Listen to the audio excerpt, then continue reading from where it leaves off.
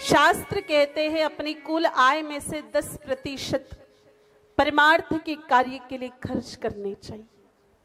आप में से कितने लोग करते हैं 10%? जरा हाथ ऊपर करिए। 1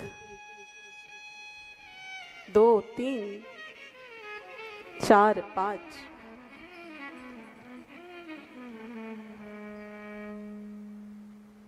इतने महान लोग जलगांव में रहते हैं, मुझे पता नहीं। नॉर्मली मेरे भाई बहनों 10% देने वाले लोग मिलते नहीं हैं। या तो 10-12 लोगों के हाथ ऊपर आए कि हम 10 रुपए की बात नहीं चल रही है, हो 10% की बात चल रही है, जो बहुत बड़ी चीज होती है। और ये अवश्य रूप से करना चाहिए। जिस प्रकार से मेरे भाई बहनों भारत सरकार को जीएसटी देनी पड़ती है, अब नहीं दो तो आपकी इच्छा, लेकिन संवैधानिक रूप से, कानूनन रूप से तो बहुत जरूरी है। चलो आप नीचे वाले सरकार को जीएसटी नहीं दोगे तो ज्यादा कोई फर्क नहीं पड़ेगा, हो सकता है आपको कभी पेनल्टी नहीं लगे, आपको पनिशमेंट नहीं हो, लेकिन ऊपर वाले सरकार को जीएसटी नहीं दोगे तो मेरे भाई बहनों बच नहीं पाओगे। वहां कैसे बचोगे? उनका सिस्टम तो बड़ा तगड़ा है। यहां जीएसटी अलग है, लेकिन वहां का जीएसटी है गौ सेवा टैक्स, और वो निकालना ही पड़ेगा। चाहे गौशाला के लिए निकालो, चाहे अपने घर की गौ माता की सेवा में लगाओ, लेकिन निकालना तो पड़ेगा मेरे भाई बहनों, कोई ऑप्शन नहीं।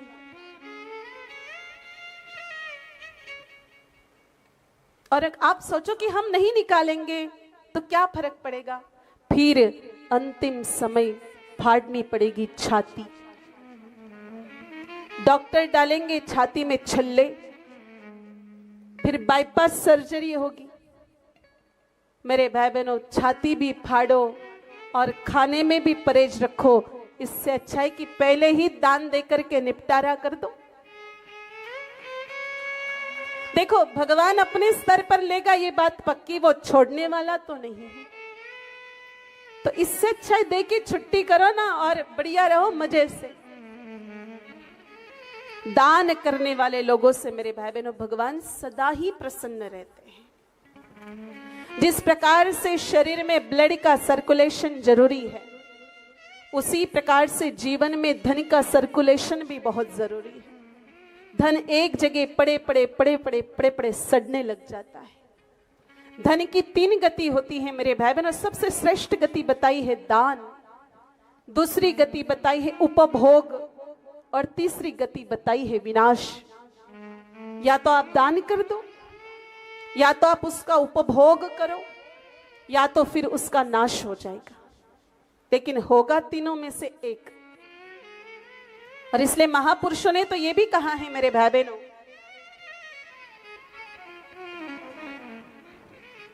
खाओ पियो तो अंग लागे, पड़या पड़या जंग लागे,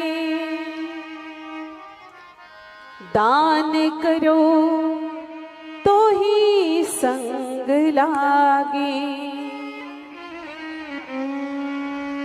कि दान किया हुआ ही साथ आता है। एक बात याद रखिए मेरे भाई बहनों,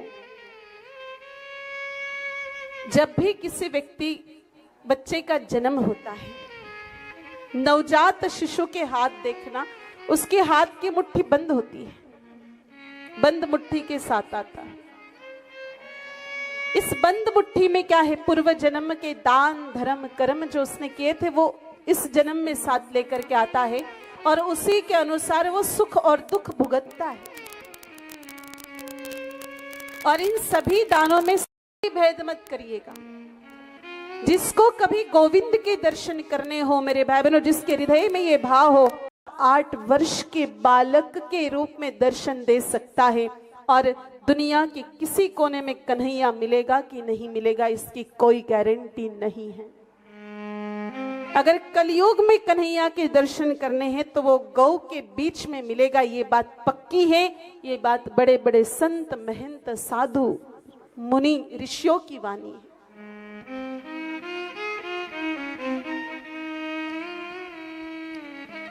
इसलिए गौदान सबसे श्रेष्ठ दान है। मेरे भाई बहनों, हम लोगों को बहाने ढूंढने चाहिए गौशाला जाने के, गोदान करने की। जितनी आपकी क्षमता है करिए, लेकिन करिए जरूर।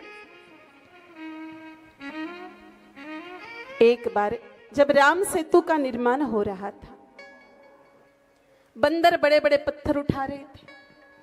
वहां एक छोटी सी गिलहरी थी, गिलहरी म्हणजे खारुताई।